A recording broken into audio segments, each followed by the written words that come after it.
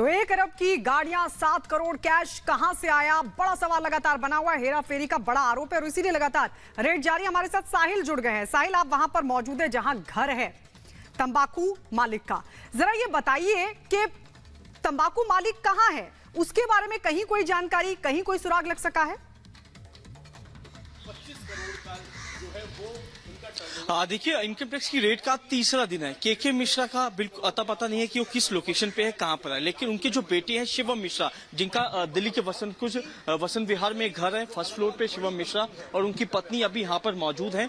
तीसरा दिन है इनकम टैक्स की रेड का। इनकम टैक्स के जो अधिकारी हैं शिवम मिश्रा और जो उनकी पत्नी है, उनसे लगातार जो क्वेश्चनिंग है वो यहाँ पर कर रहे हैं कि आखिरकार जो लग्जरी गाड़ियां 60 करोड़ की वो यहाँ से रिकवर की गई है, वो एक इन्वेस्टिगेशन का पार्ट है कि टैक्स चोरी का इन पे आरोप लगा है कि ये जो सभी लग्जरी गाड़ियां जो है उन्हीं चोरी के पैसे से तो नहीं खरीदी गई। तो उसी का जो आंकलन है वो इनकम टैक्स के अधिकारी कर रहे हैं और तस्वीरों में आप देख सकते हैं यही लग्जरी गाड़ियां जो है इनकम टैक्स के अधिकारी रिकवर कर रही हैं और ये माना जा रहा है कि यहाँ से लगभग 7 करोड़ के आसपास जो नकदी है वो रिकवर की गई है। इसके अलावा 6 से 7 करोड़ की जो घड़ियां हैं वो लग्जरी घड़ियां यहाँ से बरामद की गई है और कुछ जो डॉक्यूमेंट्स है वो यहाँ पे सीज किए गए क्योंकि इनकम टैक्स के अधिकारी। ठीक है साहिल, आपके पास आएंगे, लेकिन गौरव के पास चलते हैं। कानपुर से हमारे साथ जुड़ गए हमारे संवाददाता गौरव। कानपुर में ही मुख्य तौर पर इनका ऑफिस था, यहीं से पूरा कारोबार चल रहा था, बाकी राज्यों में फैला हुआ था, विदेशों में तार पूरे जुड़े हुए हैं, ये भी बताया जा रहा है।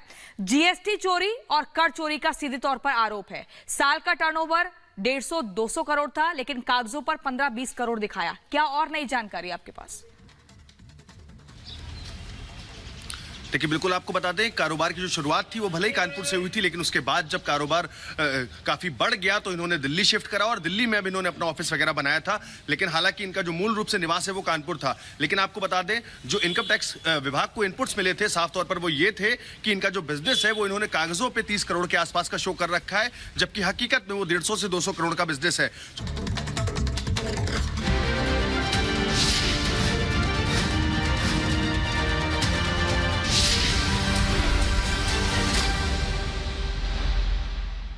मैदान में जरा भी जगह नहीं है। कृपा करके आप आगे आने की कोशिश मत करिए। आप जहां हैं वहां रुकिए। अब आगे जगह नहीं बची है जी, आप वहीं रुकिए। आप आगे नहीं आ पाएंगे। आप इतनी बड़ी तादाद में आए, पूरा मैदान छोटा पड़ गया। ये आपका प्यार, आपके आशीर्वाद के लिए मैं आप सबको बहुत बहुत धन्यवाद करता हूं। ये धरती भगवान श्री कृष्ण भक्ति के परम प्रचारक चैतन्य महाप्रभु की जन्मस्थली है। मैं चैतन्य महाप्रभु के चरणों में नमन करता हूं और ये मेरा सौभाग्य है कि भगवान श्री कृष्ण ने जो द्वारिका नगरी बसाई थी, जो समुद्र के अंदर डूब चुकी थी, मुझे भी कुछ दिनों पहले समंदर की गहराई में जाकर के उस पुरातन श्री कृष्ण की भूमि को नमन करने का सौभाग्य मिला। साथियों, आप सभी ईश्वर तुल्य जनता जनार्दन, हमारी माताओं बहनों बेटियों को भी मेरा प्रणाम। आपका यहां इतनी बड़ी संख्या में आना ये साफ साफ संदेश दे रहा है, एक बार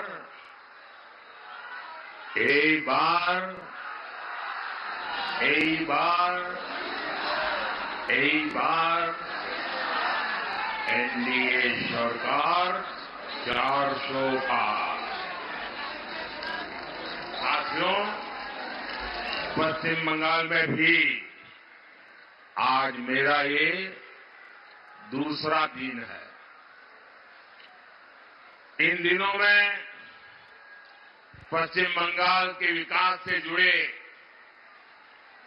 22,000 करोड़ रुपए, 22,000 करोड़ रुपए से ज्यादा के प्रोजेक्ट आपको सौंपने का मुझे अवसर मिला है। ये सारे प्रोजेक्ट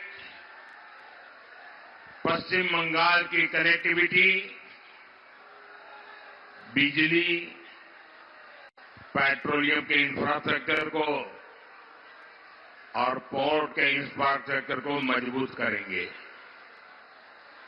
इससे यहां ज्यादा से ज्यादा निवेश आएगा, नौजवानों के लिए अधिक से अधिक नौकरियां बनेगी, स्वरोजगार के अवसर भी बनेंगे, क्षेत्र का भी विकास होगा। लेकिन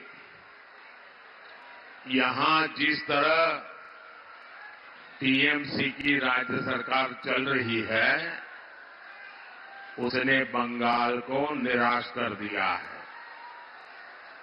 पश्चिम बंगाल की जनता ने बहुत उम्मीदों के साथ टीएमसी को बार बार इतना बड़ा जनादेश दिया है, लेकिन टीएमसी अत्याचार और विश्वासघात का दूसरा नाम बन गई है। टीएमसी के लिए बंगाल का विकास नहीं, बल्कि भ्रष्टाचार और परिवारवाद ही प्राथमिकता है। टीएमसी माने विश्वासघात, अत्याचार, टीएमसी माने भ्रष्टाचार, परिवारवाद। टीएमसी बंगाल के लोगों को गरीब बनाए रखना चाहती है। और बड़ी खबर इस वक्त आपको बता दें, योगी कैबिनेट का कल विस्तार संभव है। कैबिनेट विस्तार को लेकर राजभवन में तैयारियां शुरू हो गई हैं। ओपी राजभर मंत्री बन सकते हैं, दारा सिंह चौहान भी मंत्री बन सकते हैं, जबकि आरएलडी से भी एक विधायक मंत्री बन सकते हैं। कैबिनेट विस्तार में उन लोगों को जगह दी जा रही है जिन्होंने एनडीए का कुनबा बढ़ाया है और लगातार जुड़कर और ज्यादा गठबंधन को मजबूत कर रहे हैं। ओपी राजभर को लेकर संशय की स्थिति इसलिए बनी हुई थी क्योंकि जिम्मेदारी थी उन पर कि वो भारतीय जनता पार्टी के प्रत्याशी को चुनाव जिता सके उनके नाम पर, लेकिन ये मुमकिन नहीं हुआ। लेकिन फिर ओपी राजभर मंत्रिमंडल में शामिल हो सकते हैं।